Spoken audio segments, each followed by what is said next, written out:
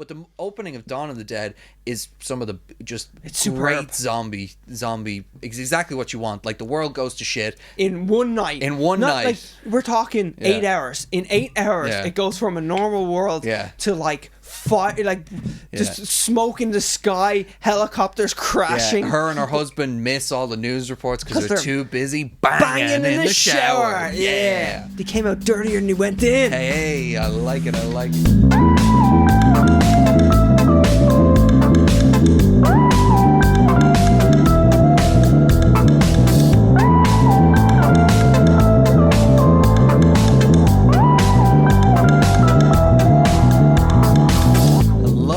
Gentlemen, welcome to another episode of Straight to Series. I'm Connor. And I'm Ian. And we're back. Yeah, we're a bit older. We're a bit wiser. Bit more wary. Yes, a bit more wary. I had 4 cans of Monster before this. I'm on my third one. I'm smashing it right now. Because I'm hyped. As we said, we're older and I need more help getting up in the morning. And I can hear your heart from here. Oh yeah, I can see it from here. Hang on. I'll tell you now. I burned 2,000 calories today. I don't know how I did that. 80. We're at 80. My resting heartbeat has been 70 for the day, though, which is that's pretty not high. too bad. Yeah. I mean, it's pretty high. Anyway, what have we been up to since we haven't been doing a podcast? We've been watching movies and growing as people. Yeah, I've been watching movies, definitely. You know, and I've been growing as a person. Yeah, sadly in the stomach area. Yeah, me too. But we talk about what this episode's about because I think it's a juicy episode, even though it's a minimal episode. We don't have many topics because these ones that we're gonna talk about, they're juicy. Once we break the skin with our teeth, they're gonna be so juicy. I like it because we're talking about zombie movies at the beginning. That's what I was going for. Yeah, no, we're gonna compare Army of the Dead, Zack Snyder's latest hit. Latest and greatest movie, according to some people on the internet. Yeah, just hit Netflix there a few months ago. Yeah, and we're going to compare that to his first movie, Dawn of the Dead. You know, and Army of the Dead is said to be a spiritual sequel. So we think it'd be fun to do his first movie and his last movie since they're kind of similar. Yeah, a spiritual sequel, its own universe. You know, and he's come a long way since then. He really has. He's for changed better or a lot. Worse. He's gained an entire cult since then. Yeah, he's got his own religion. And which director thinks they're going to get a cult by the end of their career or midway through their career? I feel like Tarantino has a little bit of his own cult. For sure. They all love feet. They do love feet. They all love feet and cocaine. Hey, listen, there's some feet in these movies. We'll get into it. We'll get into it. And then we're going to talk about the Masters of the Universe revelations in a segment we like to call Did Kevin Lie to Us? Because there's been a lot of controversy there certainly has. Rumors came out that it might not be about He-Man, which you balk at. You go, what? Yeah. A Masters of the Universe show's not about He-Man? Yeah. And Kevin had the exact same reaction as well. So if you don't know what we're talking about, we're going to get into the whole thing. It's a whole mess. Yeah, we'll explain the whole story. But the basics is we've just watched the first 5 episodes because that's what has been released. It's divided into part 1 and part 2. Season 1 of Masters of the Universe Revelation. And the rumors were that Kevin Smith may have lied to us and changed what we know to be Masters of the Universe and made it not about He-Man. And he said this was untrue. And we've watched it and we're gonna clear it up. Yeah, whether that was true or not. Did Kevin lie to us? Yeah. Did Kev lie to us? Did K-Dog lie to us? K-Dog lie to us? I would Did never. Silent Bob? I hope Jason Mewes knew nothing about this. Because if Kevin lied to me, I'm upset about Kevin lying to me, but if Jason knew something and lied to me as well, I'd be more upset. Jay would never do that. Jay would never do that. He wouldn't. Anyway, let's go back to Army of the Dead versus Dawn of the Dead. Yes. So Army of the Dead came out in 2021 on Netflix. It was a big release. It's a big hit for them. And Dawn of the Dead came out in 2004. 17 years earlier. Jesus, 17 years. Oh my God. 17 years. He's made a good few movies for 17 years because some directors don't, like, because he's pretty hands-on, as in, like, he likes to write and produce and all that. Yeah, he likes to do different things in his movies, so, like, push the envelope and everything. But I don't know, we kind of watched Army of the Dead and we had sort of strong opinions about it. By the way, we'll be spoiling everything we talk about here. Everything. Including Masters of the Universe. So if you don't want that spoiled, we'll tell you when we're starting to talk about it. You can, Yeah. pause the episode, watch 5 episodes, and come back. Honestly, it's going to get spoiled straight away. Like, Yeah, everything's exactly. going to just spew out of our mouths. Yeah, well, I mean, if you watch the Master of the Universe Revelations show, which is the like talking dead show of Yeah, it, basically. exactly. If you watch the little trailer for that, it spoils it on Netflix. Yeah, we actually should say that. Yeah. Here's a spoiler warning. If Yeah. you go onto Netflix right now and you go down to the talk show about Masters of the Universe, Yeah. the teaser gives away the ending of the 5th episode, Yeah, which so- is the finale of part 1. Yeah, so if you don't It's want crazy. if you don't want that spoiled, don't watch it. It was spoiled for me, and it's only maybe 20 to 30 seconds into the Yeah, teaser. So yeah. I was like, oh, what's this all about? And then boom. Spoiler. Ruined. Yeah. Crazy. Kevin Smith goes, so in episode 5, Yeah. and then he lays it all out. Oh, it's I Yeah. can't believe that actually happened. Yeah. And they didn't fix it. I thought that would be fixed straight away, where someone would go, oh my God, we can't do that. It wasn't fixed. You know why it wasn't fixed? No one's watching the post show. We're the Probably. only ones. Yeah, We're the only probably. ones. No, but Army of the Dead. So we were it came out, and when we saw it, the two of us were like, it's interesting to think about how far Zack Snyder has come, and we were trying to figure out what would make a good comparison, and then it kind of clicked for us. We was were obvious. like, oh, Dawn of the Dead from 2004. Now, I had never seen the movie before. You'd seen it before. In fact... seen it in the cinema, a special preview Yeah. screening where I got to fill out a little notepad saying whether I liked it or not. You got to say Ty Burrell should have more sex in it. Is that what you wrote down? And more hair in it. More and, hair in it. And he did do that. He didn't do it for the movie, but he got it afterwards. Watch Dawn of the Dead.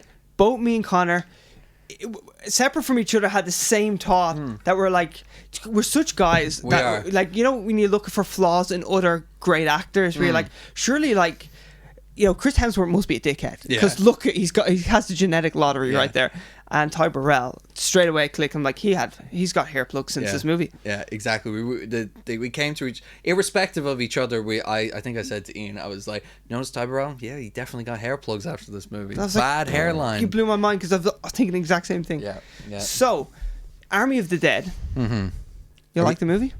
Will we go Dawn of the Dead or Army of the Dead first? We'll Which start one? with Dawn, and Yeah, then we'll go into Army. We'll go chronologically. So Dawn of the Dead, excuse me, it was his first outing Yeah, as a he's only director. been making commercials at this point. Yeah, Car yeah. commercials, specifically because one of them's actually in the movie. Yeah, a Subaru commercial. Subaru commercial, and he got a 26 million budget for the movie. It's this is a daunting kind of movie to take for your first movie because it's a remake of like this pivotal movie. Yeah, this like horror movie staple, like one of Yeah. the most iconic horror movie franchises. True classic. Yeah, And George A. Romero is right there. he is. Yeah, And he's right on the trigger, ready to comment. it was on based on a screenplay by him, wasn't it, or something like that, or based on the. the movie he made, Dawn of the Dead. Yeah, George but A. at some point it says like based on the screenplay of George A. Romero at the beginning or something like that. Yeah. I don't know. Anyway, Well, because it's a remake of like the original Dawn of the Dead. oh, okay, so it wasn't like he hadn't written a remake or something. No. No. Okay, And we should say it's written by James Gunn. James Gunn. James Gunn, which got a lot of flack at the time because he had just written 2 Scooby-Doo movies. Yeah, and which, you know what, I would do the exact same thing. Yeah. We'd be on the podcast right We now would. going, the fucking Scooby-Doo guy Yeah, is making Dawn of the Dead this horror Yeah. classic. He's writing the script for. he's making a movie about Guardians of the Galaxy. Who the fuck are they? Like, Do you know, this happens all the time, Yeah. though. Like, we've probably spoke about this in other episodes where this unknown commodity, like this new writer, you go, oh, do you know who wrote Spider-Man? I feel like Spider-Man Homecoming was written by a few different writers, and the team had like written something else Was that it? was so different to like Spider-Man that I was going, why are they getting them? Yeah. Why are they getting these people in? And it's the don't know. same thing. Like, you look at James Gunn, you're like, Yeah. the Scooby-Doo guy. Ben Affleck is playing Batman. What the hell? We got to remember that these people had to cut their teeth first, Yeah. and take whatever job was given to them. You know Heath what I mean? Ledger, the guy from 10 Things I Hate About You, is playing the Joker. The What? guy who's having sex with Jake Gyllenhaal Yeah. in a tent in a tent up in is the going to be mountains. Joker. I don't know how to quit you. Yeah, It's a good movie. Ang Lee. it is a good movie. Ang Lee. I want the cowboys to have sex. Oh, they're gonna. They're gonna have They sex. gonna. Yeah. No, but look, it received a lot of flack at the time, and obviously now when we look back, I mean, I couldn't think of a better amalgamation where it's like a James Gunn screenplay directed by Zack Snyder. I'm like, that Oh my seems like a God. dream, a match Give me made it. in heaven. Yeah. But then you go back and you see like that already happened, and at the time, like people didn't know what a great pairing that was Mm-hmm. because and this is the thing we found with Army of the Dead and some of Zack Snyder's more recent outings, like in Batman vs Superman and Man of Steel to a lesser extent. It seems to get worse with each movie that comes out. Like Man of Steel, Batman v Superman, then Justice League, his 4-hour cut of it, and now Army of the Dead. Like, he doesn't have real people in it anymore. Yeah. And if James Gunn's one thing is he really captures the humanity of these characters. Like, you look at Drax or Rocket. You know, Rocket's a talking raccoon, but there's so much soul in him, and that's what this script has. Yeah, it really does. Because I was going to say, when I first read that Groot, a talking tree, he was saying is going to have like one of the deepest moments of the movie, and the talking raccoon's going to be the heart of the movie. Yeah. I balked at it. I was like, what? Remember when like Groot gets dusted in Infinity War and you see Rocket like trying to catch the ashes almost? It's like one of the worst moments on screen, but this is what like James Gunn does. He's really good at injecting humanity. I ate all those words and they were delicious. Like nom nom nom nom nom nom. I was wrong and I love it. Nom nom nom nom nom. I love it. This movie's great. Yeah. So that's what you kind of, one of the main comparisons I took from seeing Dawn of the Dead for the first time. It's written by James Gunn, where Army of the Dead is written by Zack Schneider and his writing partner Chris Woods. No, I don't get it right here. Hold on. Maybe I'm making that up. Story by Zack Schneider, screenplay by Chris Woods from. Who's Chris Woods? I have no idea. You made that name up. I did make it up. So Shay Hayden and Joby Harold. What a name, Joby Harold. Joby Harold. Sounds like a made up name. It does, doesn't it? Yeah. His name's Toby Harold, but he didn't want his name attached to it, so he's like Joby. Yeah. But no, so that's what a lot of the problems. One of the main problems with Army of the Dead. Like, there's no humanity. There's no real people. And you said it to me perfectly. Where like, it feels like I'm watching a video game. Yeah. Like, they're all just video game characters who are too cool for school. They're too cool for school. Like, when they even have at the beginning of it, they have like little, like, they're holding up photos at the beginning of Army of the Dead during this cool montage that goes on for too long. Everything about Zack Snyder's new movies goes on for too long. It does. Dawn of the Dead is like a tight 90 minutes. The extended... It's 1 hour and 40 minutes is the theatrical version. You watched the extended one? I ended up watching the extended one, so it's 150, so there's an extra 10 minutes in there. But like, even that feels long at some points. Because it lulls in the middle a little. But Army of the Dead is like 2 hours 20, and boy, do you feel every second of it. And yet there's more colours, it's more bombastic. Yeah. There's bigger names attached to it.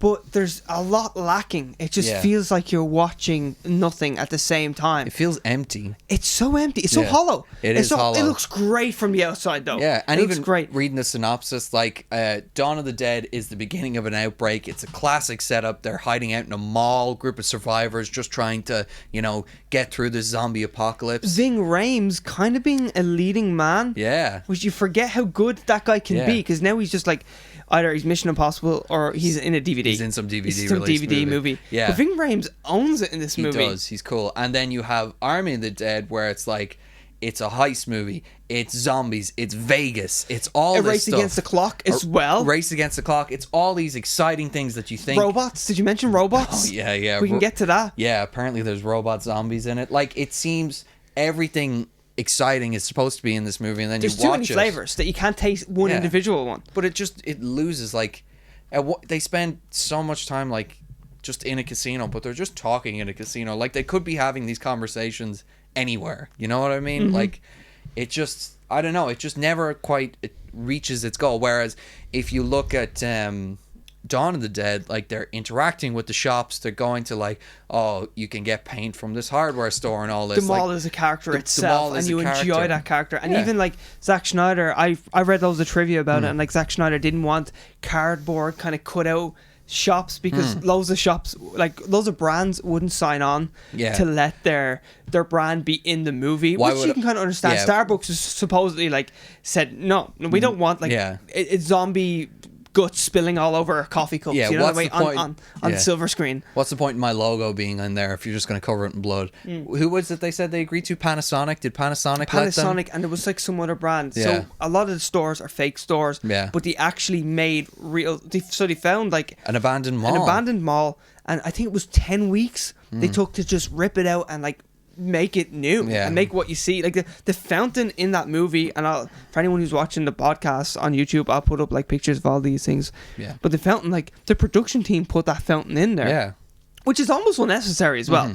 Like, you don't necessarily need that fountain there. No. But like, it's, you know, it's a nice touch, and like the shops are 3-dimensional. Yeah. Like, you can actually go in. The whole thing was like, they can actually go walk into the shop and there's real registers there. It feels real. There's real products, and they also had fun creating all these fake shops with fake names. Oh, what was the coffee shop? The Holy... Hallowed Oats. No, Hallowed Grounds. Hallowed Grounds. Hallowed Grounds. That was a great name for a coffee shop. Bookmark was the name of the bookshop. Bookstore. I mean, we recently watched, just to go on a slight tangent, we watched Fear Street. We watched that trilogy, right? And the big finale of that takes place in a mall. Yeah. But that mall feels lifeless and empty almost. It does, yeah. Even though they're trying, it's like covered in neon and everything. Whereas this mall, even though it looks more ordinary, it feels more real in a sense, it feels and tangible. lived in. It's not a showroom house. It's a home. Yeah, whereas the mall in Fair Street is like, you feel like there's this one bit and then the rest is a set. Oh, I'm on the movie set right now. Yeah, I'm on exactly. a movie set right now. And I guess that they're the details that is missing, in my opinion, from Army of the Dead is those small details where it feels like they're on a green screen all the time. Yeah. And I hate to be that guy because I love Marvel movies and it's all blue screen, green screen, whatever. Everything's fake, but it's lifeless. Yeah. Look, it's Mark Ruffalo's head floating. Yeah. Yeah. You know, it's there's a lot of like Dawn of the Dead. If anyone hasn't seen it and they've watched Army of the Dead and they enjoy it, you should go back and watch Dawn of the Dead. Now, Dawn of the Dead, I would say, it's weird to say this, but it's a more mature kind of piece. It's a bit slower. You know, as we said, it's more lived in. It feels more lived in. But you'll remember the characters' names at the end. Yeah, you will, and they resonate with you a little bit more. Yeah, they feel real people. They're interesting. You know, there's a lot going on in it that it's just lacking. Like, I mean, you want to talk about heart, right? Zack Snyder thought that all movies were filmed chronologically. It was his first movie, so he was like shooting the first scene then, and one of the ADs came up and was like, you know, they don't normally do this. He was like, no, it's the first scene, we shoot this first. And they're like, no, normally it's the last death scene that they shoot first, and then they work back. Like, that's... The actors must have been so happy with that. I know, to shoot something chronologically for once. Well, apparently the lead actress, whatever her name is, do we have the thing? No one knows her name, including Wikipedia. Yeah, no one knows her name, but she was upset by the amount of running she had to do in it. Sarah Polley. Yeah. You don't recognize that name? No. Yeah, you shouldn't. She's actually, you know, I hate to bash, but she's bad in this. She's really bad in this. She got very lucky. She did. You can tell that it's Zack Snyder's first movie because that guy's a casting god. Yeah. Say what you want about him, and like, I have a lot of qualms when it comes to Army of the Dead, but my god, that guy can cast a movie. And even in Army of the Dead, all the characters, right, they don't give them enough. Anything. And yet I still like them because they're great actors. Yeah. And they're giving nothing. And they still, like, Dave Bautista's just a cool guy. I like him. Yeah. And I love his character in it. Yeah. What's his character's name? Big boy. I don't know. It's called Dave Bautista. Yeah. Muscle Man. And there's the black dude with the big hacksaw. Yeah. Vanderho, I think. Vanderho. Oh, and Dieter. Dieter is the German guy. The German guy. He's cool as well. They give these guys nothing, and I still just like them because he's good at casting. Yeah. Great actors. Whereas Sarah Polley. Not the same. But she gets all the material in the world to work with, and for the first 20 minutes, she's actually really good. Really good. Because the opening of, much like the opening of Army of the Dead, well, to a certain point, but the opening of Dawn of the Dead is some of the just great zombie. It's exactly what you want. Like, the world goes to shit. In one night. Like, we're talking 8 hours. In 8 hours, it goes from a normal world to like fire, like just smoke in the sky, helicopters crashing. Yeah. Her and her husband miss all the news reports because they're too busy banging in the shower. Yeah. They came out dirtier than they went in. Hey, I like it. No, but like, she gets all the material to work with, and she's great for the first 20 minutes, and then when they start getting into the mall, she kind of like sleeps her way through the rest of the movie. What I find now, we rewatched it there a little bit before this podcast, is I need a close-ups where clearly she has no one really to work with. Yeah. You know, because obviously at the start of the movie, she's in a car, there's blood everywhere, her windshield's smashed, there's a zombie literally chasing the car. They're doing things for real because that was a thing that they did back in 2004. Practical effects. What? So she has loads of things to work with, but then when it's like those single shots where, you know, it's up close, she probably doesn't have an actor right there in front of her to work with. Yeah. And then that's where you kind of see the mechanics where you're like, oh, she's acting. She's acting now, and she's not doing it very well. And it's bad when you see like a close up of Ty Burrell giving her shit, and then it turns to her, and it's like a cardboard cutout Yeah. giving me nothing. Like, you taste like water. Yeah, yeah. Honey, you taste like water. Switch back to that bad hairline quickly. Yeah, but it's so like they are a very interesting comparison to make. Like, there's so many different things. Do you know, just because we're You talking can about casting for now, could we just mention how Ty Burrell is the biggest douchebag and dickhead He's such in this an movie. asshole in this movie. He's so out of character because Yeah. for the last 11 years, Whatever. he's the best dad ever. Slapphil. Fun-loving dad. Phil Dunphy. Mr. Dad jokes Yeah. himself. Yeah, he's in like the Incredible Hulk playing just slabbo insert boyfriend here character kind of thing. Yeah, yeah. Like he's. But this guy is a prick. Yeah, and I love it. It's so much fun to watch him be a prick in this And movie. because when you see it at first, you're like, wait, he's a bad guy in this? That's not going to work. And you're Yeah. like, oh, no, Ty Burrell's a talented actor. Yeah. And it works. It totally works. It really works. And you know, his bad hairline makes it even more believable. Yeah, he makes him more believable when he's having that sex tape made. But then you have a guy like Jake Weber, who I've never even heard of, and he plays Michael, who is one of the most interesting characters in this movie, and again, is a really understated performance. And I want his voice to narrate my life. Yeah. Such a cool We voice. were trying to figure out where the guy was from. It turns out he was born in London, so because you can hear like there's definitely something in his voice. There's an accent that's Yeah. not American Yeah. in there. But yeah, he's excellent. He's and excellent in it. understated, Yeah. as you were saying.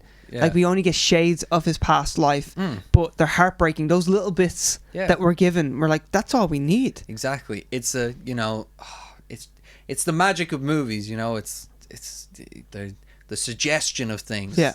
Sometimes they say show don't tell in movies. It should be more interesting to see it and everything. But that's the kind of the dialogue and everything. It's hinting at these past lives and it enriches the characters. Whereas in Army of the Dead, it's just they all just. I mean, it's a heist movie, so you're supposed to have an interesting band of mercenaries and thieves. Like, think of the character work that goes on in Ocean's 11 or a movie like that. Everyone's interesting and unique, and the whole, even like the ragtag going around and collecting the team and getting them on board, like all that. I love Ocean's 11. You only recently watched it again. Yeah, I watch it all the time. I love that when they're recruiting the whole team. Yeah. And Army of the Dead is trying to do that, but it's just there's no nourishment. It's all just hollow. It's all hollow. Yeah. It's all There's actually just no actual nourishment when it comes to it. It's bland, and they're trying too hard as well. It all looks pretty, but it doesn't work for me. Yeah. Now I am a little bit bitter because I was looking forward to seeing Crystalia in this movie, and he was swapped out for Tig Notaro. Now, for reasons that totally make sense, because this movie would just come out where it'd be like, oh look, the pedophile is in that movie. I know. The pedophile is in that movie. We were big Crystalia fans, the two of us. Yeah. And I watched his podcast, and he was talking about he always wanted to be an action star, and he was like, get to the chopper. He's doing Get down. He's like, your boy's in the movie, and so He's also he's saying that like. Why he wants to be an action hero is because he's like, imagine Jason Statham was killing it in like the Expendables 3, and then he's doing stand up at night. Like, how interesting of a person is that? Yeah. So it was very exciting. There was a lot of build up for us anyway, being fans of his, and then obviously everything came out, and he was replaced for a very good reason. By the way, replaced very effectively. Yeah. Now, obviously, there's scenes where you're like, oh yeah, Dave Bautista's not talking to her. It's a one shot of him and it's a one shot of her. But there's scenes, and like Corridor Digital actually broke it down where they're like, great YouTube channel. Yeah. How did they do this? Where the camera is shaking. It's a handheld camera. They're walking. Dave Bautista's talking to Tig Notaro as they're walking with this handheld camera that's obviously shaking, and it's seamless. It is. It's done beautifully. Now, you also have the response of like Collider when they're doing the review for the movie, and they're like, Tig Notaro is the greatest thing to ever happen in this movie and everything. They actually made like they wrote an article about how she's the best thing about that movie. Yeah. And we were even talking to each other saying, I think because she was replacing Crystalia, her scenes were kind of minimal. Yeah. And she definitely didn't have much to work with because she wasn't interacting with other characters. So even her, I feel like herself, she'd be like, well, that's the best I could do with nothing. Yeah. The best I could do. And she's fine in the movie. She is. But like, it's not as if I look at her and she's like this glowing presence. Yeah. like, and she can't be. No. That's not me even, like, I like her. She's actually in the new Star Trek Discovery. Oh, yeah? Well, it's not even new anymore. It's going to, like, its 4th season, but she is, like, taking a tarot, as you can imagine. She's bitter all the time, very cynical. Well, I watched, it's excellent. I saw her in Instant Family. Really enjoyed that. I thought she was good in that. Yeah, she's good in that. All the comedians are in that. All Tom the Segura's comedians. in Tom there as well. Segura, I mean, Tom Segura. I'll watch anything that Tom Segura's in.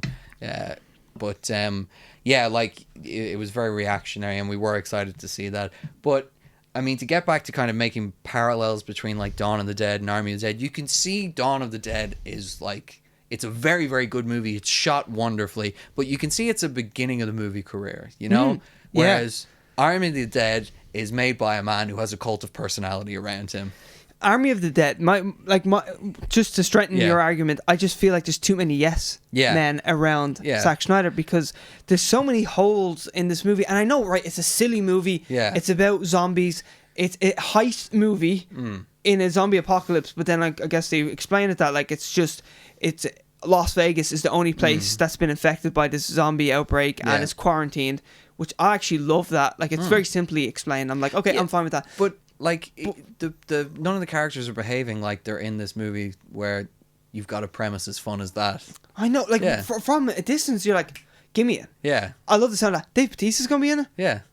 I'm sold. He's the leader. And Zack Snyder, we've seen him do a zombie movie and it's been great and with a minimal budget. And now we're talking like a 90 million budget compared to the 26 million budget. Yeah. But you really do get like that feeling that no one said no to him. No. Including Netflix, of course, because they're just like, please come on board. And they actually signed him on for a 2-year first look deal. And his next movie is with Netflix already. It's going to be Rebel Moon, which is supposed to be like some rejected Star Wars pitch that he had. And then his next movie after that is going to be Army of the Dead 2. Can I just say, the two of us were talking about it. I'm so glad Zack Snyder cannot direct Star Wars. The last thing we need in Star Wars is another director coming on who wants to make their own vision. Yeah, like Rian Johnson was like, no, we're turning the ship this way, and now you know Zack Snyder would be just the exact same. Yeah, he'd be like, no, actually, I want to do things so much differently. And you know, Luke Skywalker's going to be cutting off everyone's head. Yeah. Like, and we've talked about this. Like, we hate. Nothing feels dirtier than siding with the studio. You know, nothing feels worse than being like, but.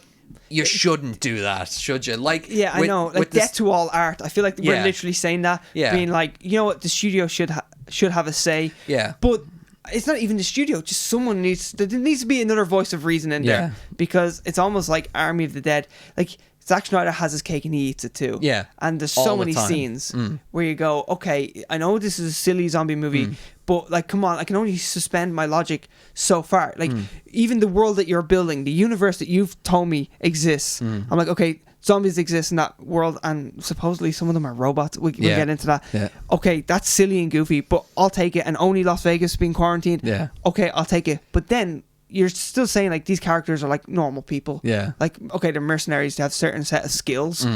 But you know, they still interact like normal people, and then you watch it and go, well, that makes no sense, and that makes no sense, and even the logic that you're telling me for that should be used in this movie, still that's getting broken by your own movie. And come on, like, you're actually just not respecting me as a viewer. And can I break down the scene? Can we talk about that scene? There's a scene where I'm going to put it on our YouTube channel so you can check it out when you're listening to this podcast. By the way, subscribe to Straight to Series, leave a like in the video, check us out on Instagram, Facebook, all that stuff. Nice plug. Thank you. Check us out. We're everywhere. Yeah, check out our sponsor. Do we have a sponsor for this episode? Magnum Condoms. Magnum Condoms. Anyway, continue. Break down the scene. Overcompensating there. There's a scene where a girl who, what's her character's name? I want to say Puerto Rican girl. I think she's Mexican, but that's what I just. Yeah. Maria Cruz could be. No, Maria's the one who's interested in Scott. In Lily. Oh, Lily, is that the daughter? Yeah. This is the problem, you know? It's not Gita anyway. No, it's not. Maybe it is Maria. I don't know now. Oh my god. Who cares? Anyway, continue. Oh yeah, no, I think it is. It is Lily, is it? Or is it Maria? I think it could be Lily. I don't know. Yeah. Either way, we see this girl getting overrun by zombies, and this movie establishes that all these guys and girls are badasses, and they have great shots. Like they're so good with guns. And we literally see this girl, I think her name is Lily, is getting overrun by zombies. And earlier on, why she was hired was because her friend is like great at even trick shots with a gun. He has his own YouTube channel which I loved. Where he's killing all these zombies with like these cool kind of trick shots, almost like a snooker game where he's doing all funky stuff. And he stands around, I want to say 20 feet away from her, and watches her fight zombies for around a full minute before she gets bitten. And the team is right behind him, and they just watch as she struggles and then eventually gets overcome by the zombies. And it makes, like, as viewers, I was like shouting at the screen. I couldn't believe it. I'm like, why would you not help her? Yeah. She's not bitten yet. She's still not bitten yet. This goes on for like nearly a full minute. And we're like, you told me, I trusted in you. You told me that these are all badasses who are great at shooting. And then they're all standing within range. And we just get to see her get eaten alive after a minute of her struggling. Yeah, and that makes no sense to me. But I can't, like, that's one of those things that takes me out of the movie. And now I'm like, oh, I'm watching a bad movie. But it's not even like a minute of her struggling. There's also, she's been established as someone who's never killed a zombie before. She says that. Then she's betrayed by the guy who's obviously going to betray them. And then she's in an area where the zombies are sleeping. They start waking up. She starts killing them, fighting them off. And it's the whole idea of Zack Snyder going, you think she's going to die here, but I'm subverting your expectations. Then it cuts to another scene and they're like, we got to go back for it. Then she crashes through the window, still not bitten. She's fighting off the zombies again. You're like, oh. And there's a bit of space. When she first comes through that window, there's almost like a resting period for a minute, even with the zombies, where they're like, okay, reset. Yeah, and there's time to like shoot her and save her, and you're like, oh, he's subverting, being like, you thought this person, I've told you she hasn't killed anyone, but it turns out she is a badass. Hold on, first you wrote her off. Yeah. The minute the zombies start waking up because they're like hibernating, whatever, they start attacking her. So I subverted your expectations there because she's fighting them off. She's actually a badass, but then you still think that she was overrun by them and dead. No, boom, I got you again. She crashes through the window. Yeah. She's still not bitten. You've been tricked twice. You've been duped twice. And then he's like, and now you think she's going to get away, but no, I'm going to subvert your expectations again, and she's going to get caught. But her getting caught is ridiculous. Like you said, there's about 10 crack shots standing there, not watching, doing anything. Observing. Yeah. And her friend there, who's the closest to her, is just sad. And he nearly comes to tears. And he shoots one zombie. Right, he shoots one zombie eventually. And then right at the end, where you think she gets overcome by the zombies, and they bite her, and you go, oh, now he's going to shoot her in the head to like put her out of her misery, because he has a great shot. He makes an even more impossible shot and shoots a gas tank that has like this much space. It's like this much space that he shoots her. So he's even better shot than we thought. So and that blows up and it kills her and all the zombies. Yeah. So this movie is laughing in your face. But at the same time, like Screenwriter 101, you can't have her survive because she knows that guy betrayed her. Yeah. So, like, you can't have her survive, and yet Zack Snyder is like, no, I'm going to make her survive, I'm going to make her survive. No, I'm going to kill her off. But it's all just like, it's just, by the end of it, it goes on for too long. So, like, the editor should have stepped in. This is the whole thing. Like, yeah, the editor, this could have been fixed so easily. In editing. Like, the editor just needs to cut down her crashing through the window. The time between her crashing through the window and her getting bit should have been much less time. 5 seconds. 5 seconds. Even 10 seconds, I would accept. And this is like another thing, like, don't show me from the guy's point of view, him looking at her being attacked, because that establishes how close he is to her. Yeah. And you're like, oh, wait, he can save her.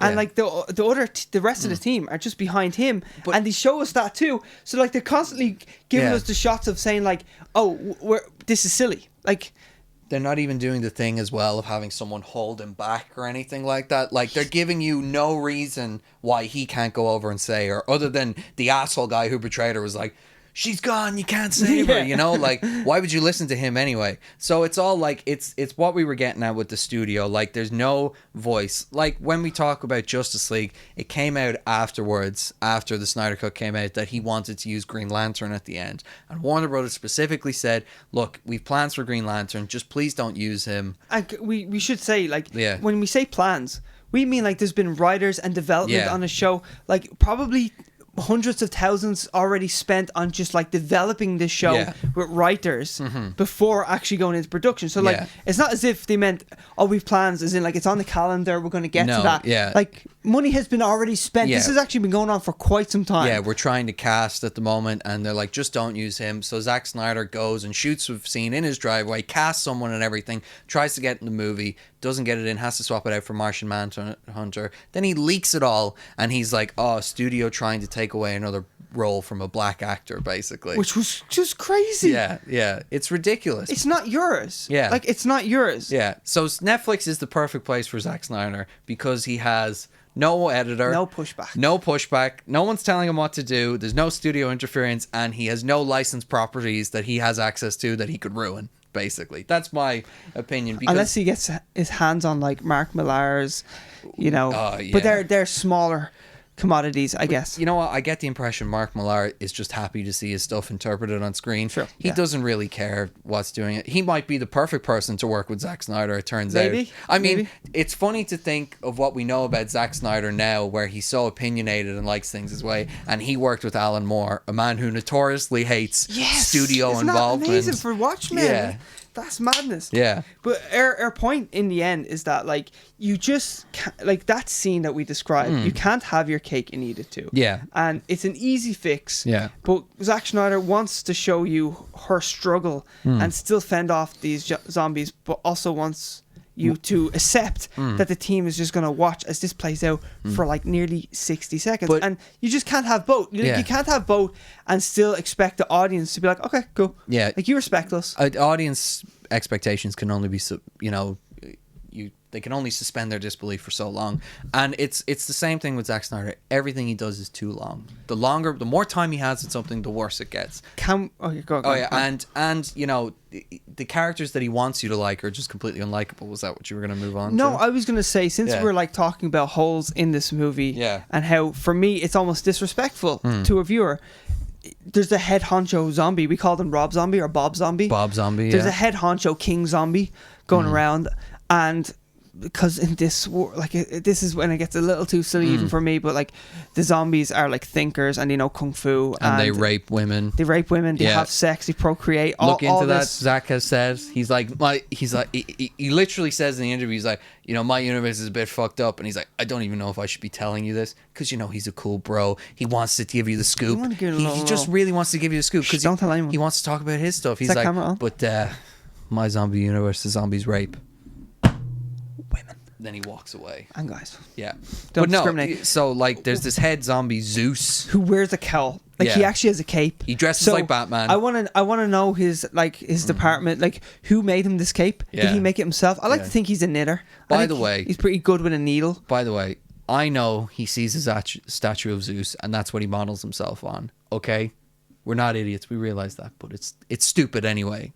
Because I know some Snyder apologists in the comment will be like, well, actually, he saw the statue. But you know what? That's not even... Right, so it's silly that, like, the zombies are too much of thinkers. Yeah. But I'll even get... Like, do they have an education system? Are they paying taxes in there? Is that zombie dollars? Definitely. Z dollars? But anyway... Z-bucks. Zorros? No. That just doesn't work. Too far. Step too far. Yeah. Either way, what I was going to say is we've already established that these guys are badasses and are amazing shots. Crack shots. Mm-hmm. And this guy has one piece of armor and he wears it on his head because, of course, if you shoot a zombie in the head, they die. So he's got this one steel helmet, and all they do, so many characters waste bullets, shoot, all you hear is ping, ba-ding, ping, ba-ding. And they won't shoot him. They won't shoot him anywhere else. None of them learn. None of them are like, oh shit, let's shoot him in the legs or something like that. Yeah. No. Like, tear these legs off. Yeah. Bam, bam, bam, bam, bam, bam. Yeah. Now he has to crawl. Sure, he's not dead. Yeah. But now he has to crawl to us. We have a bit more of an advantage. They keep shooting him in that helmet. And whereas you have characters who are normal people in Dawn of the Dead, and they're using shotguns because obviously they're not all crack shots and pistols, and they're like, there's the guy at the end, Michael, and he's like, oh, I've come up with a chainsaw thing where we can cut the guys in half on the bus. He's so happy about that. He is so happy He's about that. so happy. But it's like, warms my heart. You can see the ingenuity in that situation, and then in just don't tell me that these guys are great the best with guns of the best, and then they're shooting them in the helmet like that. Like, just don't tell me that. Then exactly. Respect me, you know that way. Also, the final point is, like, we touched on the character's work and everything, but the character that Zack Snyder wants you to like the most in this movie is Dave Bautista's daughter, and she might be the most unlikable character in the whole thing. She is the most Kate. That's her name. Kate. Kate. Very attractive lady. Very attractive I will say, lady. and that still doesn't do it for me. Yeah. Because she's an absolute bitch. She is. Yeah. She's a bitch, and we counted at the end because of her. 3 people die. 3 people directly die because of her, and one is her father. Yeah. Oh, and you know, the person she's going in to save, her friend Geeta or whatever. She just forces her way into the ragtag team. Forces her way into the ragtag team. She wants to go save her friend Geeta. At the end of the movie, you don't even know if Geeta's alive or not. So she might have even got the person she went to save killed as well. And I hope she did, frankly. Oh yeah, because she's a bitch. Yeah, because she's a horrible person. I don't understand how I'm supposed to be satisfied. She really is. And like at one point, she comes to Dave Bautista and is like, if you don't take me in there, I'm going to go in there myself and I'm going to get killed. And she says that to her dad. Yeah, and I watched it with my brother, and the two of us looked at each other and went, so you'd knock her out right now, right? Like, that's what you do. You knock her out. You put her to sleep. You'd bring her to the military. You'd say she's trying to go in the quarantine zone. Lock her up. Take her with you, it's or whatever. It's for her own good, because then she won't die. Hey, did I ever show you this tattoo? And then you just choke her out. Choke like her. That. Go sleep. Trust me. More people will survive if you don't go in. And instead, she forces her way in, threatens him, as you're saying. She goes, oh, well, I'm going to eat away. Yeah. I'm going to eat away. Like, we're supposed to be on her side. She seems like an idiot. Yeah. And an entitled idiot. I mean, they set her up to be this person, like she's looking after the refugees and she's trying to protect them from the guards and everything. So they're trying to establish her that she's like a good person. That she's a good person. You're like, okay, well, I buy into that she's a good person. And then you get to this scene and it's like, well, this is just stupid. Like, even the fact that Dave Bautista doesn't say to her, okay, fine, I'll go find your friend, you stay here. Well, he does say that to her, but she won't accept it. She wants to go in. Oh, really? He says, oh, look. Yeah. Oh, look, when I go in there, I'll look for a friend. Tell me what she looks like. I'll look for her. Yeah. She's like, no, that's not good enough.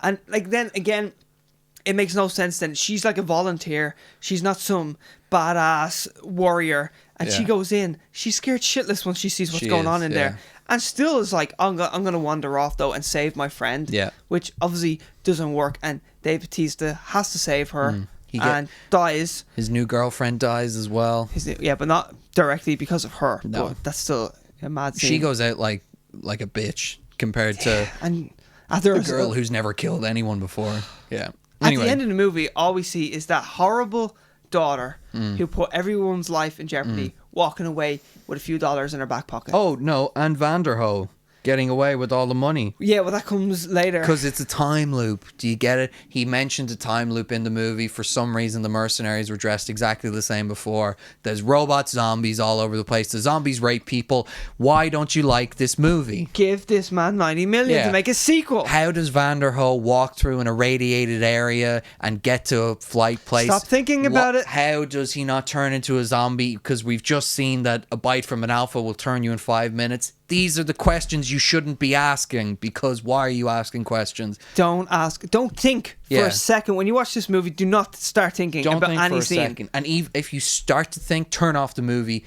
smack yourself in the head a bit, come back and sit down again. So look. Can you see we're a bit riled up? Yeah. Here. At the end of the day, it's just a bad movie. It is. And it's upsetting. It's upsetting because I like Zack Snyder. All the actors who work with him seem to like him as well. And we already have a demonstration of how good he is in the zombie genre. He is. And now we're going, okay, so he has more freedom and he has more dollars. And it gets worse. And it gets fucking worse. The more freedom he has, the more money he has. And better actors. Well, bigger actors. I'll say. Like more famous actors. Like Dave Bautista. I don't even know who some of those people are in Army of the Dead. Like, I've never seen... No, in Army of the Dead. I've never seen a lot of them before. But I think Dave Bautista, is a big deal. Yeah. I agree. And then Theo Rossi is the dickhead. Yeah. The guy who dies, because he's from... he's in Luke Cage, but he's also in the biker... Sons of Anarchy. Thank you, Sons of Anarchy. You're welcome. He's Shades, isn't he? In Luke Cage. Yeah. So, look, the point is that you should watch Dawn of the Dead, and then you should watch Army of the Dead. And see the difference. See what you think. Yeah. Because it's actually huge. It's vastly different. And the thing is that there's no reason for Zack Snyder to change. He has no incentive to change how he directs because there is now this huge cult who only wants his vision, will always watch whatever he watched and say it's the greatest thing in the world. Yep. And he's at Netflix where no one will ever tell him no. So basically, we can't do anything about it, and it was pointless for us to make this argument. True. Yeah. But still, I'm angry. Yeah. I'm hot and bothered. And since you're hot It's and just bothered... that he's good. Like, Yeah. That's our whole thing is like, Yeah. we literally seen him do a really good zombie I movie. love 300. Dawn of the Dead is great. Watchmen, the extended version. One of the few times where Zack Snyder's movie gets longer and actually gets better. Yeah. Yeah. And Netflix has said, and I'm pretty sure Zack Snyder said as well, Yeah. don't ask for a Snyder cut of Army of the Dead because you've got it. Yeah. It's 2 hours and 20 minutes long, Yeah. which of course is too long for a zombie movie. Yeah. And even though Dawn of the Dead could have been longer and I'd enjoy it. Yeah, me too. I wish I watched the extended edition now. Yeah. So that's our whole thing. And also we should just say that, yeah, he's at home at Netflix. Netflix are so hyped with Zack Snyder and the cult that he brings with him that they've, like, before that movie came out, the prequel Army of Thieves was already filmed, where the German guy in it, Dieter, is actually... it's based around him, but he also directed the movie. Yeah. Which is super cool. I'm actually still excited for that. And there's an anime show coming out as well. An anime show, and Dave Bautista is going to be like a prequel as well to how all of it went down, really. And Dave Bautista is going to be a part of it. I think Christian Slater's a part of that show. I love Christian Joe Slater. Magniello. Manganoli or whatever. I can't Manganello. I think Manganello. so. Yeah, he's a cool guy. Dungeons and Dragons guy. Yeah. Flash Thompson in the original Spider-Man. Exactly. Yeah. That dude, Deathstroke. Yeah. Deathstroke, he's in it as well. So I'm actually and I know Zack Snyder directed a few episodes of that. So like that's how high on Zack Snyder's supply Netflix is. So it really is at home. And the fact that they're already funding his next movie and they want an Army of the Dead sequel. Yeah. I'm just upset. Yeah. I wish it was a better movie. I wish, And I can't stand when people tell me how great it is. Yeah, me too. I can't, because like I want it to be great. Yeah. I'm like, how can you watch scenes like we described there, and how can you be happy with the daughter surviving? Yeah, honestly, like that's the whole problem with it. Is like this should be great because he is a great director. One last thing we have to just say, and Okay. I'll put the clip up. Yeah. Of this scene where there's a bad guy in it, and he closes a little hatch. Yeah. And puts a little tiny latch on it. Yeah. And he's like, "You guys can't come up here," and they're trying to escape from the zombies, whatever.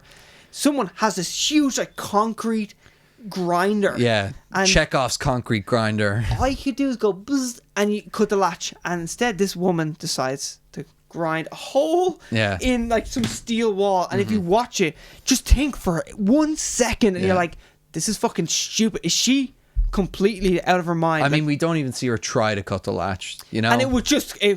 I think Dave Bautista with his muscles would just Could be have able to ripped rip that fucking whole door Yeah. off. And look, It just pisses me off, because again...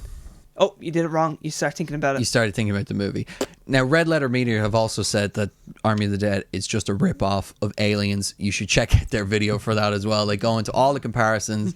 Like, we could talk about this movie all day, but we have to move on. We have to move on. Yeah. But before we move on, I'm just going to Ian say needs to Warner piss. Brothers. No? Warner Oh. Brothers had the rights to Army of the Dead, and they were going to make it a certain way, and eventually reverted back to Zack Snyder. He wrote that in 2007. So just after making Dawn of the Dead. Now, Nice. I'm sure it's changed in different iterations and all like that. But it's just funny because he said that Warner Brothers wanted it a certain way with less budget. So obviously, like, he didn't like that studio interference, and then he gets to Netflix and they're like, make it rain. Do whatever you want. Do whatever you want. Hey, Zach. I'll blow you. Hey, Zach, do whatever you want. Yeah. You can put it anywhere. You just come to us with the finished thing, okay, buddy?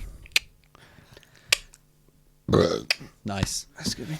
So since we're nice and hot and bothered, let's move on to Masters of the Universe Revelation. This is where it gets positive, right? No, this is not where it gets positive. Kevin wouldn't lie to us. Kevin Smith, the man of the people, He is the man of the the people, man of isn't he? nerds, the people's champ. I would trust him with anything. If he says Clownfish Media is lying, Clownfish Media is lying. Of course, because Yeah. it's Kevin Smith. Yeah. He's truly a man of the people. He's the guy that went on a talking tour where he gave us, like, he pulled back the curtains and gave us a little insight to Hollywood. Like, he's the man. He would Kevin, my Kev. Big Kev. Kevin has gone into detail about the first time having sex with his wife. The man is honest. He wouldn't lie to us. Do you know what I'm going to say? after he's lost all that weight, I just don't trust him I anymore. just don't trust him. It was I the don't weight. trust. I don't trust a skinny Kev. It was the weight. I would never trust a skinny Kev. The weight was keeping him honest. That's That what was it it? was. That The was weight it? was the only thing keeping him honest. Yeah, heart disease was keeping him honest. No, so the background to this is that, you know, there was rumors that Kevin Smith was going to be behind a Masters of the Universe TV show, which is He-Man. And this is Kevin Smith, so of Yeah. course there was like a collective sigh of relief over Geek Kingdom. exactly. Where they're like, oh, well, Kev will do right by us. Yeah, She-Ra has done a 5-season run, On super Netflix. popular. You know, there was controversy at the beginning because men who were kids in the 80s thought She-Ra wasn't hot anymore. Then everyone... The nerds could not jack off to this animated nerds couldn't show, jack off to which is, She-Ra anymore. in my opinion, not legitimate criticism. Yeah, and then it went on 5 seasons that were, you know, critically lauded. People loved it. A show very much aimed at kids. And then Kevin Smith comes together and he talks about a show that is, he says, honoring the memory of He-Man and the Masters of the Universe, and is a show, having watched it, we can say, aimed at older fans, definitely. Yeah, it's an adult animated series. It is. This version of it. Now, you know, people aren't having sex in it and heads aren't being cut off, but it is a lot more violent. And there's death in it. There's definitely death in it. There's blood. So, and almost curse words. Like, Yeah. I'd say those words that are right on the line. Yeah, but depending on the umpire, you know, it's in or it's out. Exactly. It depends. Yeah. Some ref would say it is, some ref would say it wasn't. You know, so we were kind of in the build up to it. There was more and more coming out. You know, where it turns out the show was about Teela and not about He-Man. And this was mostly coming from Clownfish because they had an insider who was in like the animation production house, and they were like, "Oh, here the scripts seem to be mainly focusing on Teela, and it could possibly be the Teela show." There was going to be a time jump, and the synopsis basically said Teela was responsible, and you know, Teela was one of the main characters in the original series. It was her, Man at Arms, and He-Man, obviously, and you know, there was a great voice cast attached to it. Liam Cunningham, Lena Headey, Sarah Michelle Gellar, Chris Woods, Mark Hamill coming as Skeletor. And, you know, there was a lot of controversy stirring up. And Kevin Smith took to Twitter many times to say Clownfish TV is wrong and all those other people. The show is all about He-Man. Teela doesn't have a girlfriend who she runs around with. You know, it's not about her, it's about He-Man. And then the first trailer came out that Netflix released. And it supported everything that Kevin Smith said. It was, we were like, oh, it is about He-Man. Yeah. There he is fighting people. Yeah. This whole trailer looks excellent. There's a lot of action. The trailer was too, I need a hero, you know. It was such a good trailer. He was riding Battle Cat, and then the poster comes out, and it's this beautiful poster. Yeah, I'll put the poster up on the screen there. We want the poster. Oh my god, the poster is spellbinding. And it's so nice. He-Man is front and center in all the marketing, you know. He-Man is in the front and center, and then Skeletor is front and center too. Yeah, so just above him. So you're like, okay, well, there's a lot of He-Man in this. There's a lot of Skeletor in this. But then people, when they saw the trailer, started to kind of go, well, that kind of looks like it's all from one episode. So I don't know if the rumors aren't true. And Kevin Smith again comes out and said, no, it's all about He-Man, trust me. Yeah. Then the second trailer comes out, and all of a sudden, things start to look a lot more like Clownfish TV. And he brought them to town. Like Kevin Smith was like, rejected everything they said, made fun of them. He went on Twitter, after them. He did. Proper went after them. Yeah. And so now, obviously, as you're saying, like, second trailer comes out and it looks like it's supporting a lot, if not everything they said. Like, we've actually retroactively, like, we've gone back to some of the episodes. They get stuff right, like 2 months ago. They got everything right. They get, like, story beats right. Now, a lot of them is just assuming, because of the information they got, they're like, well, we assumed then it would probably go here, and this would happen here. And they did. Oh boy, they get so much right. Yeah, so if you watch those, you'll see. It's actually kind of scary. So we were kind of building it up, and I should say my brother, growing up, was the biggest He-Man fan. He loved He-Man. I don't even know how he got into it, because by the time I was a kid, like, it was early 2000s, you know, like, my brother as well, he was born in like 2001. But all these shows have been are going into syndication, and have been just repeated and repeated. Like, I grew up in the 90s, not the 80s. Yeah. And like I have friends, so we actually should both say that we're not big fans of He-Man. No. I'm actually a fan now because this controversy made me go, do you know what? I really need to look into He-Man. I need to watch some of the first episodes that came out, and then we watched a documentary both of us did, Power of Grayskull. great documentary Great talking documentary. about the origins and how it was really just people trying to make toys. Like, and that's where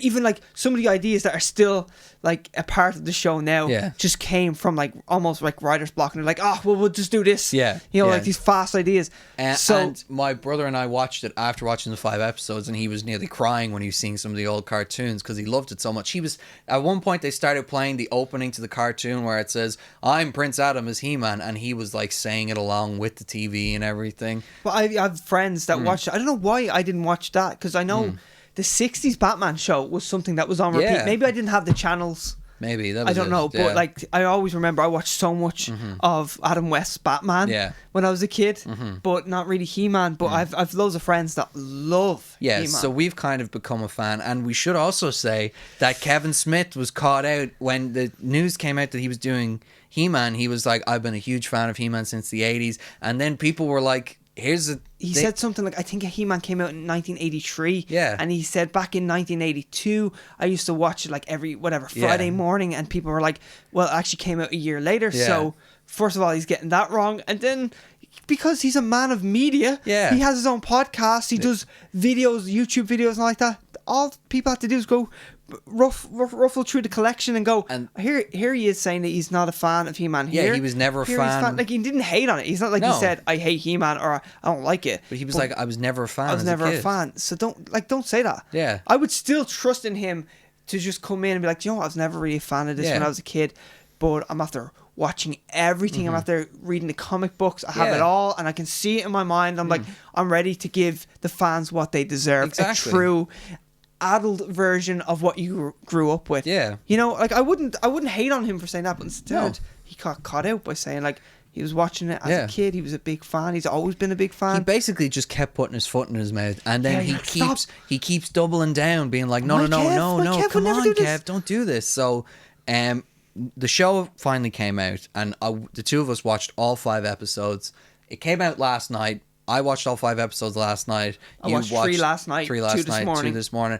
And the show is exactly as Clownfish TV described. Kevin lied to us. Kevin lied straight to our face. We're going to go into spoilers now, but basically... Yeah, we're going to spoil the shit out of this because we need to. Yeah, the first episode is the best episode because it's basically the old cartoon, you know? He-Man's front and center, kicking ass. And you know what? Like, so he dies at the end of episode 1. Sacrificing himself. It's an epic death. To save the world. Yeah, he saves the universe. Saves the universe, yeah. But things go wrong when he saves it. And, like... Tila... Well, Skeletor unlocks... I don't know the mythology enough. Basically, it turns out Grayskull is a mirage of the Hall of Magic, whereas the center of the universe is there, and the key to all magic. The Power Sword unlocks that key, so Skeletor kills Mossman, and this is when, like, the show is a classic cartoon, and then Mossman is killed, and that's when... And that's like brutally, he's burnt to death by Skeletor, and you're like, oh, things are getting serious. This is for the adult version of people who watched it as kids. So then He-Man stabs Skeletor. Skeletor puts himself in front of it. Strategically, Skeletor puts himself right in front of where that sword needs to go. It unlocks this universe thing, and Skeletor is absorbing the power, and it's going to destroy the world, and He-Man has to sacrifice himself to save everyone. He pretty much absorbs this. But when he sacrifices himself, which is a great scene... It's excellent. Because he has to split the sword in two, and he changes into Adam, and Skeletor's like, he's just a boy, and everything. But Tila is one of the few characters who never knew that Prince Adam and He-Man were the same person. So she discovers in his final moments that she had been lied to. And it turns out a lot of people knew about this lie. Yes. And at this point... Not his dad. Not his dad. And this point you kind of see, like, it is an interesting thing for Tila to find out that all this secret was kept from her. And we should say Tila was being knighted Man of Arms at the beginning of it. Yes. So she went from Prince Adam's guardian. By the way, you went back and watched the first ever episode of He-Man, and you said in that very episode, Adam is going off, and they go, take Tila with you. Yeah, she'll look after you, Adam. And he's like, oh, okay. So she's always been capable. And of course, in the Power of Grayskull documentary, they talk about how Tila was actually incredibly popular with the children, like with kids at the time, and that's what spawned She-Ra, because it was they wanted a female version of this. And then they even said that once they made She-Ra, because She-Ra came a bit later, it was a little bit more sophisticated. So then lots of the boys that were watching He-Man started liking She-Ra. Loved She-Ra as well, and were watching She-Ra. So it was, it's a very interesting franchise, and has always been quite a forward franchise. I mean, the person who directed the first ever episode of the He-Man cartoon was a woman, and she gets into like the sexism that was going on around that time. Saying that like some men just refused to work with a female director, just wouldn't work with her. And then the guys were talking about how they would bring designs to the women in the crew, and they go, no, you can't do that. Yeah, you can't do that. It's too sexualized. Yeah, but so anyway, Tila is becoming Man of Arms. Then this crisis happens where Adam dies, and then she goes back and sees that Man of Arms knew, so did the Sorceress. The Queen knew, but not even the father. And the father's like, where's Adam at? Yeah. They say like He-Man's dead. And he's dead. like, yeah, but where's Adam? And the father's like, it's a terrible tragedy, but Prince Adam's okay, isn't he? And then they're like, oh, someone needs to tell him. Oh God, it's super awkward. How did you not know? Yeah. So Tila sees that she was not the only person lied to. Adam's own father, the king, didn't know, and she reacts like, fuck all of you. Now, I will say the father reacts in a bad way. Now, he just found out his son died and that his son was lying to him all this time. Well, and his wife knew. His wife and a lot of other people, a lot of his subjects knew as well. So he goes off on one and he's like, Man at Arms, get banished. Your ass out of here. You're banished. And then Tila goes off on one, which, like, rightfully so. But then she kind of says some unsavory things that you're like, okay, well, this has gone. Like, we just watched He-Man sacrifice himself in the most epic of ways. Where you're like, fuck, saving He-Man the universe. He's the man. He is the man. Yeah. And then Tila, like, not only denounces like Grayskull, rightfully so, because like the king is being horrible and like obviously banishing her father, who always had Prince Adam and He-Man's back. Yeah. And then she goes off and one saying like, I'm sick of this, and then she's like denounces He-Man. Yeah. Because Prince Adam lied to her. I'm like, but he died. Yeah. Like, you'd be more sad about him dying and not saying like, well, fuck that guy as well, because he lied to me. Yeah. It's like, well, first of all, he didn't just die. He sacrificed his life for you. Yeah. For everyone. And everyone else. Yeah. He died for you. And everyone else. She reacts like he was selfish to the end. Whereas his last act was probably one of the most selfless, truly heroic things. And she treats that like this is the worst thing ever. Which, do you know, it doesn't even make sense. Even if it was like... he was with her, married to her, and she found out after he died that she was cheating on him. Yeah. You still wouldn't denounce him. No. You'd still be like, I fucking miss that guy. Yeah. That bastard, I miss him. Well, this is the thing. I love him. For her to be mad at the king and to be mad at Man at Arms and everyone for lying to her is understandable. But for her to denounce Adam and to abandon her duties and everything. And these wounds are fresh because he just died. It doesn't make a lot of sense. I can understand if relationships change, but to change your whole outlook on the world and even like, so it flashes forward. By the way, everyone's hot and bothered right in that moment as well. Like, maybe the king needs a minute. And then he might be like, you know what, Man at Arms, I'm sorry. We're all saying some things we're going to regret, okay? My son just died. Yeah, exactly. Okay? My son, who I found out was He-Man, was lying to me, died. There's a lot of tension. The guy that she kind of may have loved. Yeah. Well, she definitely loved as a friend, and I think there was a little romantic entanglement there as well. There was some unspoken words. Yeah, originally people were saying that Tila was getting... was going to be traveling around a wasteland with her girlfriend. That was the main thing. And people were like, she is a love interest. But I will say she's a love interest for He-Man. And I will say they do continue to imply that the two of them there was kind of unspoken feelings there. Yeah. Definitely. Which is good. That was one of the things I will say Clownfish got wrong. True, about the whole thing. But we fast forward then, fast forward. This is all episode 1. Yeah. We fast forward, and Tila has a new haircut, which is synonymous. What were we going to say? Well, her haircut is not a definitive thing, but it's synonymous with a specific sexual preference. Yeah. I think we can say that.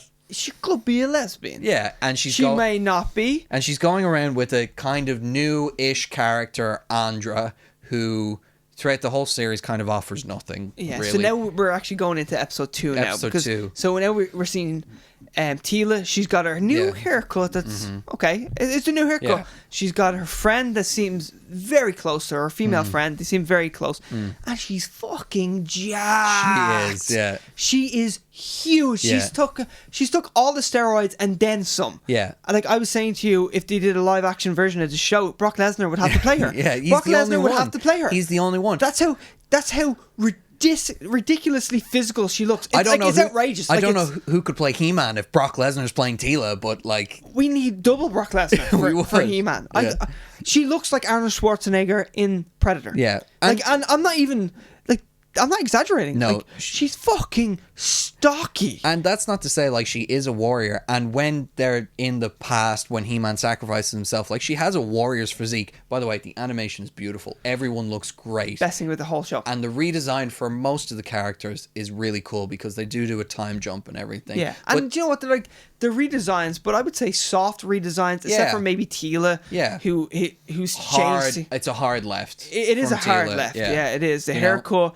Her physique is I can't even I'm gonna throw up loads of pictures because you have to see it to believe it. Like you could sleep on her back, you could build a house on she her looks on her shoulders. insane. Like compared to Andra, who's even still looks like a woman as well, you know, like but she's still like even Andra. I was watching there this morning going like what are they doing, because it's unrealistic. Okay, He-Man's unrealistic too, but I mean like He-Man is I would say He-Man is Arnold Schwarzenegger plus one. Yeah. You know, Mr. Olympia plus one. Yeah, exactly. Where Tila is like the female version of that plus 10. Yeah, yeah. Like, it's just ridiculous. It like, is. She looks like an experiment gone wrong. Yeah, she looks insane. But that's it. So basically from there, it unfolds that the show is exactly what they said. It's Tila has to reunite the world. She's given up on the world, basically, for 5 years, let it fall to ruin. Because Prince Adam lied to her, and she was a bit upset about that while sacrificing his life for her.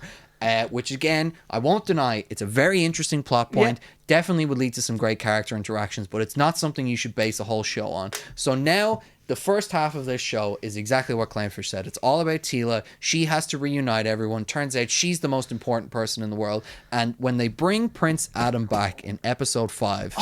He's back. They go to like Valhalla. What's it called in it? It's like Warrior's Heaven. Yeah, they call it. It has which is Valhalla, but like it's its own thing. It has a specific name, but they call it Heaven, and they even call it in the show Heaven. And you know, like it's weird because they seem to both shit on Prince Adam while also lifting him up. Like, by the way, getting to that 5th episode, we get tiny little flashbacks of He-Man. Nearly every episode we get like this little small flashback just to be like, oh, don't go anywhere, there's still a He-Man show. The show has no balls. Don't go anywhere. I'm glad you pointed that out because I texted you when I was watching it. Yeah, the show has no balls. It's like it can't support its own thing. It's like we're gonna change everything. Where He-Man's gone, Tila's the main character. We're gonna do it, but we're also gonna give you flashbacks to the classic in each episode, so you don't go anywhere. But they're only like small, but just to be like, hey, look.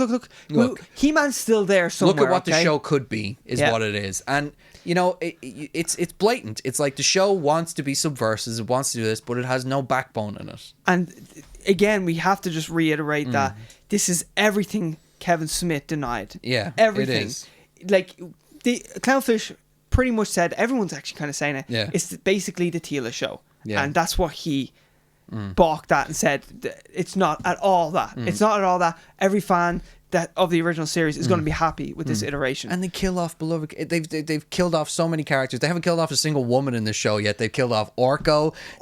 And he is from the original. Like he is like an OG. He sacrifices himself. First episode OG. They kill off Roboto. Is it Robot Man? Roboto. And then, right, we get to heaven. We see Prince Adam, who, for fuck's sake, is so clumsy that they're chasing He falls in dirt. He gets mud everywhere. She saves him like 3 times just when they're playing around. Yeah. And But then you have moments where it's like I don't know how to feel, because they have this thing where everyone in heaven chooses their like heroic form where they're turned into He-Man, but Prince Adam chose his form of Prince Adam. And they make fun of him, saying he's the only person who's picked a lesser form of himself. They call him they call him Flea Man. They call him Flea Man, but he just sits Adam's there and takes it. Yeah. Adam's a bro. Yeah. If it's too hot, get out of the kitchen. No, he's fine in the kitchen. He's a bro. He's like, you can rag on me all you want, guys. I'm just happy to be here. And they even bring up in the show that it's like Prince Adam wouldn't have made that sacrifice if he knew you wouldn't be there to, you know, look after things. But she wasn't there to look after things. She wasn't. She abandoned it, but the show hasn't come at her for that. Abandoned it, got a new haircut and got a girlfriend. Yeah, but the show is saying this where it's like, no, Tila, you're super important, but no one's holding her to account yet. No one's like... And Prince Adam even asks, like, he's in heaven. He's like, so what's going on down there? He's like, no, I saved everyone, right? Did I not save everyone? And he gives up his spot in heaven. They make a big point of it being like, if you leave and go back down to Earth, you can't come back.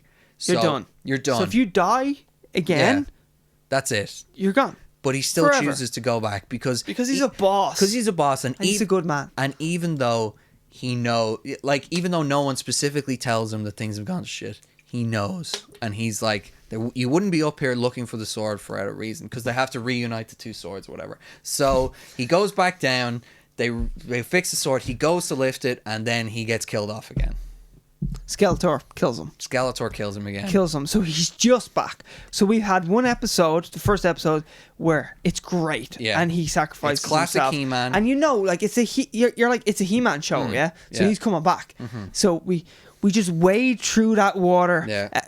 We wade through that Tila swamp for episode 2, 3, and 4. Finally, we're back. Yeah. We got He-Man. There's little sprinkles of He-Man in there, so you don't, blow your brains out. Yeah. And you're like, finally we got him back. And he's just being a straight up baller again, being like, you know what? If I die, I die. I want to save everyone again. Back. Yeah. I need to go back. If they need me, I'm going back. Yeah.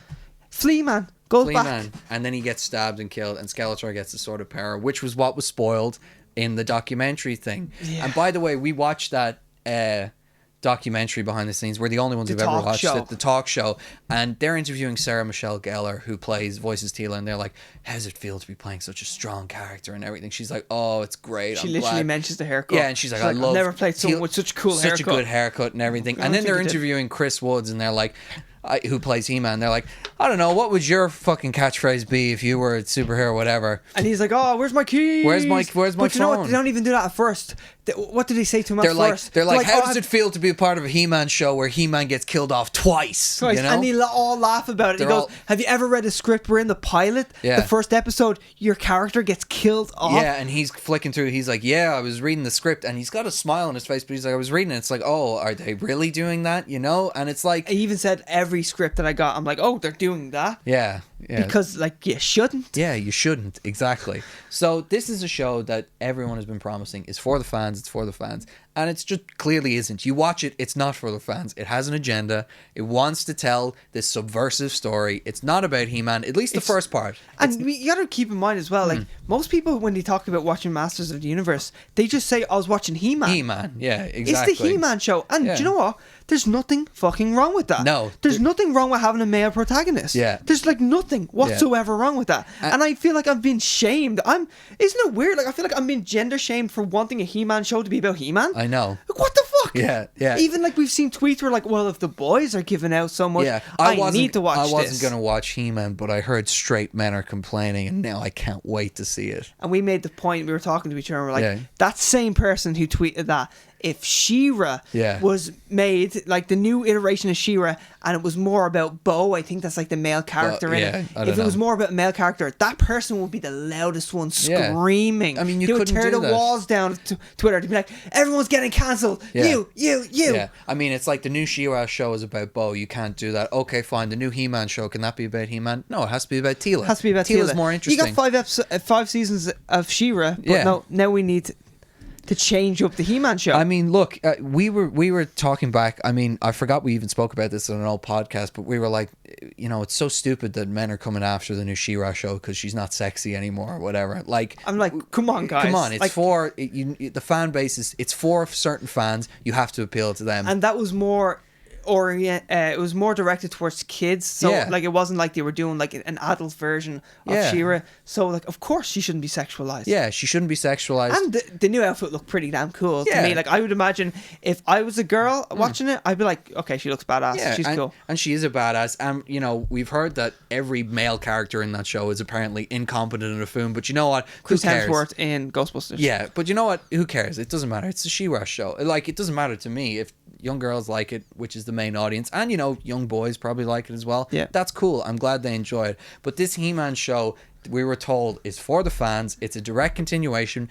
They're clearly looking for that older audience in it, and then they just make it all about Teela. Like that, doesn't make sense. It's so obviously wrong. And also, like saying it out loud, like it's just so obviously wrong that you would be like, well, that's the first idea that went on the whiteboard, and then we're going to erase that, and we'll get to the real idea. Then we'll get to the real idea because it's the He-Man show. And like, you know, you're putting. I understand that the She-Man show, the Miss Universe show. That's someone review on Rotten Tomatoes was like they've confused Masters of the Universe for Miss Universe. Excellent. It's a great review, but like I just don't understand it, and I don't have a problem with them, you know, changing King Grayskull's race or whatever, because you know what? Everyone is fucking white in He-Man. Yeah. So yeah, you probably should include some more people of color and everything. I totally get that. Even though Andra is a nothing character, I get why she's there. I don't have a big problem with that. It's just everyone is just...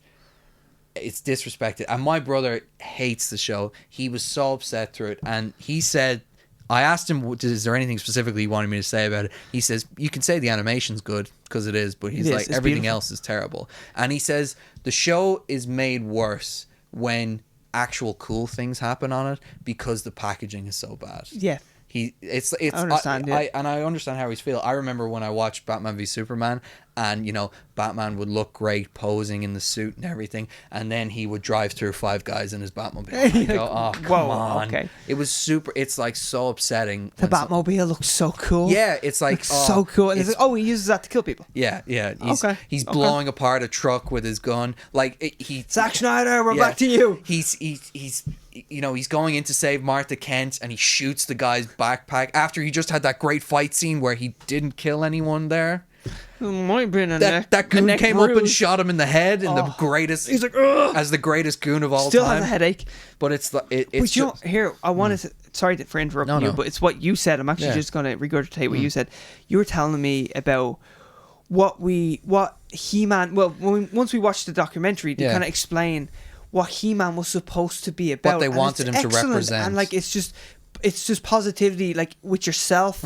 Like I have the power. Yeah, like that's they wanted kids to feel like they have the power now, you know? Yeah, and to just be your true self. And like Adam's true self is supposed to be He-Man. Yeah. As in like maybe just being true to yourself is the stronger version of yourself. Which is like, why... don't mind peer pressure, you know? And then also, if you're stronger being yourself, you stand up to bullies and all that. Yeah, and that's why we see in heaven, Adam chooses his form as himself, you know? Yeah. Like that's a positive message. And those are the things I would like to focus on this show. But then, like, what is this show saying? It's you know? definitely not saying that. Yeah. It's 100% not saying that. All I get from this is, like, girls get the job done. And, like, oddly, the girls get the job done better than guys. Which I did not need that message. No. And it's like... It's putting so much on the character of Teela. Like, Teela was a badass in the original show, and then you have Man-at-Arms, who was this weapons master and, you know, the head of defense, and then you have He-Man, who was the hero and the main thing. And now it's looking like, number one, Teela in the first episode was made Man-of-Arms, so she's now Man-of-Arms as well as Teela. And now it's looking like that she is the sorceress's daughter and going to be taking the sword of power. Yeah, so it will literally be She-Man then. So then she has now so these two characters are now pushed to the side, and it's all about her. So Teela had already been a badass. Yeah. Now she has everything that Man-at-Arms has. Yeah. And everything that He-Man has. Yeah. Like, why do we even need any more characters? Exactly. Like, she is the best. Even though she's going around with a pissy attitude for the entire show. She is. We're supposed to be like, Joe, maybe stop taking steroids. Maybe be in a better mood. She's not even a fucking hero. Like, she's going around stealing stuff in the new... And I know she's stealing from bad people, but she is stealing stuff. Whereas Man-at-Arms is... You think Prince Adam would steal? Whereas no, he is a prince. He is a prince. But no, but even like when you see Man-at-Arms, he's nursing Orko who's dying. He protects this guy from Triclops. This amazing, like, or this overwhelming force he defends this guy with when he's not even allowed to use his weapons anymore. Yeah. Like, you see real heroes in this, and yet we're supposed to follow Tila as well. I don't understand it. Who's just not heroic in any way. But look, the voice cast is great. There's some mixed performances in it, but a lot of it is really good. The animation is great, and it's just become blatantly obvious that Kevin Smith lied about everything. And it's just, of all people, Yeah. like Kevin Smith. Yeah. Kevin Smith. King of the Nerds. He is king of the nerds. Yeah. He's the guy that you would listen to. He's the Yeah. guy who's told us stories about Bruce Willis. He's the guy who's told us stories about, like, the crazy producer that wanted him to write a Superman movie. And he's like, the guy didn't even know who Kal-El was. Yeah, you should check out our episode where we talk about that. It's such a fun story. It is, But he's like, these guys don't even know what they're working on. And then we have literally him working on something that he doesn't know. Yeah. And has completely got it wrong. And he went after people who were trying to tell the truth. Who told the absolute truth. Yeah. I don't know. It's bad. It's just, it doesn't see. I'm telling you, man, it's the way he lost. Yeah, it is the way. Don't ever trust the skinny Kevin. Never trust skinny Kevin. Yeah, only fat Kevin. And, you know, it's probably better for his health that he's skinny and everything. But, you know, you should never lie, Kevin. Don't tell lies. But don't take people through the grinder then for saying the truth as well. And then you're literally standing there and being like, oh, you were right, actually. He's standing there. You're presenting the product that they described perfectly. He's standing there in the Master of the Universe Revelations thing going, we killed He-Man twice. You thought it was a show about He-Man, but we killed him off twice. He is literally bragging and laughing about that. Yeah.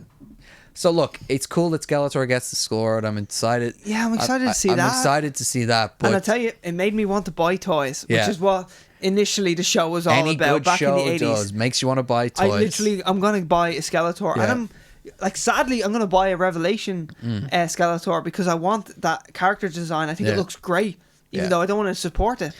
Yeah, it's... and I'm going to watch the second part. Yeah, I'm interested to see what the trailer for the second part is, because if it does look like it's remaining the Tila show, then like I just don't understand the. It's just baffling, and like people also here, like, if this was a kids show, it's such a wrong message because, like, of course we're saying She-Ra, look, here's a great female character who's super strong and she's kicking ass, and like, what a great strong female hero to like look up to. And then, like, what do the young boys get? They get told that no, you're shit, like the gender's wrong, really, like it should be Tila, like it's her been adventure wrong from the beginning. It's all about Tila. Yeah, and we're not saying that you have to make Tila like some bumbling idiot or anything in the show. All. Like, you have Lena Headey playing Evil Lynn. She's fucking great. Chewing scenery. You know, Tila is a badass. You know, from the very first episode, Tila, you go with Prince Adam, make sure he's okay and protect him, you know? Yeah, why am I getting a lecture now? Yeah. Like, when I'm watching the show, I just feel like I'm getting told that we're rewriting history actually all those years. And also, you're told that this is a show for... Look, we weren't hardcore He-Man fans. My brother was. I was a bit from him, like... But, like, why are you being told that this is a show for the fans when you watch it and you're like, this clearly isn't a show for the fans. It's trying... It has an agenda. And Joe, I know this is slightly off topic, but when we watched that documentary, it was really interesting to hear how sexist the industry was back then in the 80s, where She-Ra wasn't allowed to like punch people and hit people, and what she'd have to do is like, they were like, oh, if she moved like a ballerina and moved out of the way, and like the two goons would like hit each other or they'd hit a wall and that's how they damaged themselves, we don't want her hitting people. And I'm like they talk about how outrageous that was at the time, and like, of course it was outrageous, completely outrageous, and that's why I'm glad they got 5 seasons of a good show where she got to be powerful and beat people up and be a Wonder Woman type figure, you know. Anyway, I don't know, I almost, you should watch Masters of the Universe, but like, you know, it's exactly what you think it is going to be. Like, it's as messed up, and I don't know if they are going to salvage it for part 2, because there's no release date for it yet. There's no release date, and as well as that, they ask you at the end of the documentary to tweet more Motu at the end of the documentary. So is it in question that there's going to be a part 2? Do you know what I mean? Yeah. No, there definitely is, because Kevin Smith says in that talk show to Mark Hamill. Oh, yeah. Well, let's not spoil anything that happens later on. Yeah. So they definitely have recorded some episodes. Okay. But you know what? Before we finish up, I want to just talk about the Rotten Tomatoes score because it's very interesting. So the main professional critics have it at 94%, and that's with 36 reviews. And then the audience has it at 30%, and that's, out of 1,771 reviews. Yeah. It's on a 30% score. Which is higher, by the way. It was 25 when I watched it yesterday. Yeah, same myself. But like now there's like another 700 reviews. But 30%, it's just horrible to see a huge bridge between professional critics who, let's be honest, like you kind of can't say what you feel. No, you really can't. If you're in that position, which is horrible as well. It's like there's a gun to your head saying like, if you say anything bad about Tila, well then you're a chauvinistic prick. Yeah, it's like no, it's just maybe a bad character. Can you read the critics' consensus for me, please? Oh, I will do indeed. This is horrendous.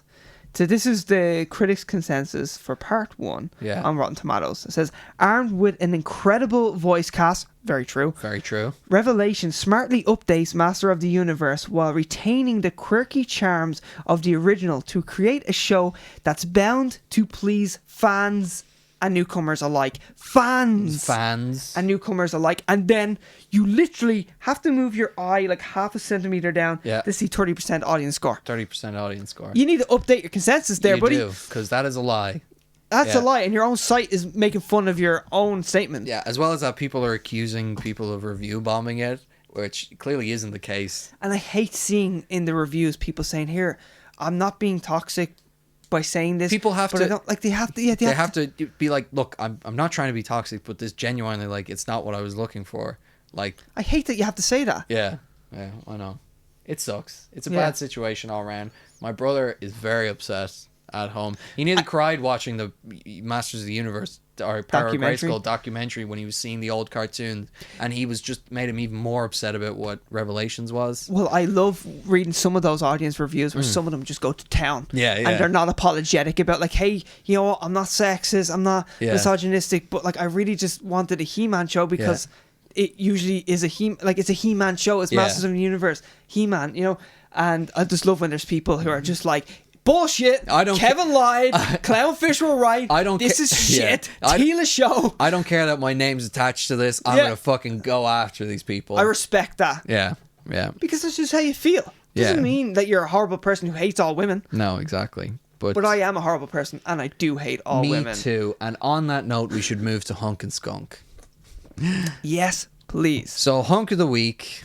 Are we going to get? Who did we agree to give it to? I cannot remember. Oh, I remember. Michael from Dawn of the Dead. Michael, because he's a lesser known actor, and we were like, this guy is killing it in this role. Let's see. Jake Weber. Jake Weber with the coolest voice. The coolest voice, playing a character who is just outstanding in the movie. Subtly nuanced, I would say. Subtly nuanced. And, you know, we went through his IMDb. He doesn't really show up in anything else, but he's really good in it. You should definitely check out Dawn of the Dead.